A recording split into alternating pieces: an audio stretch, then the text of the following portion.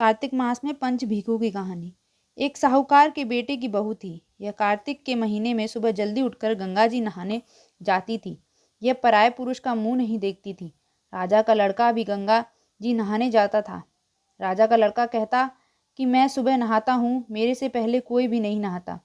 जब 5 दिन कार्तिक के बीत गए तो उस दिन साहूकार के बेटे की बहू नहाकर जा रही थी और राजा का बेटा आ रहा था।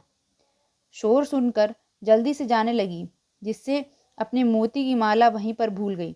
तब राजा के बेटे ने वह मोती की माला देखी तो देखकर कहा कि यह माला किसकी है जो इतनी सुंदर है, तो पहनने वाली कितनी सुंदर होगी। बाद में सारी नगरी में ढिंढोरी पिटवा दिया कि जिसकी यह माला है वह मेरे पास 5 रात आएगी, तब मैं उसकी यह माला दे दूंगा। और खुद वहां तोते का पिंजरा टांग कर बैठ गया। सुबह साहूकारनी की बहू आई तो पहली पेड़ी पर पांव रखा तो बोली कि अगर मेरे में सत्य है तो इसे नींद आ जाए। और भगवान ने उसका सत्य रख दिया और उसे नींद आ गई और वह नहाकर चली गई। राजा का बेटा उठकर बैठ गया और तोते से पूछा कि क्या वह आई थी? तो तोते ने कहा आई थी। तो वह कैसी थी? तब तोता बोला कि अप्सरा जैसी बिजली, होली जैसी झलकामनी, गुलाब जैसा रंग। राजकुमार ने कहा कि आज तो मैं अंगुली चीर कर लेट जाऊंगा, फिर मुझे नींद नहीं आएगी। दूसरे दिन वह अंगुली चीर कर बैठ गया।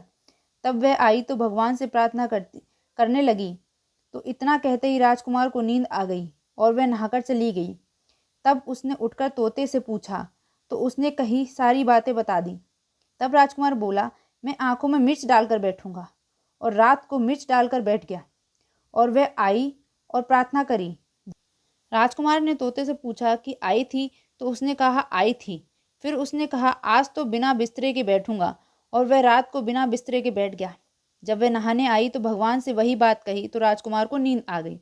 जब वह नहाकर जाने लगी तो आंख बंद करके चली गई। राजकुमार ने उठकर देखा तो वह नहाकर चली गई थी। वह बोला कि आज तो मैं आँख की अंगीठी रख बैठूंगा, इससे नींद नहीं आएगी। और वह अंगीठी रखकर बैठ गया। साहूकार की बहू आई तो भगवान से कहा कि 4 रात तो निकाल दी, परंतु आज की रात और निकाल दो। भगवान ने उसका सत रख दिया और उसे नींद आ गई।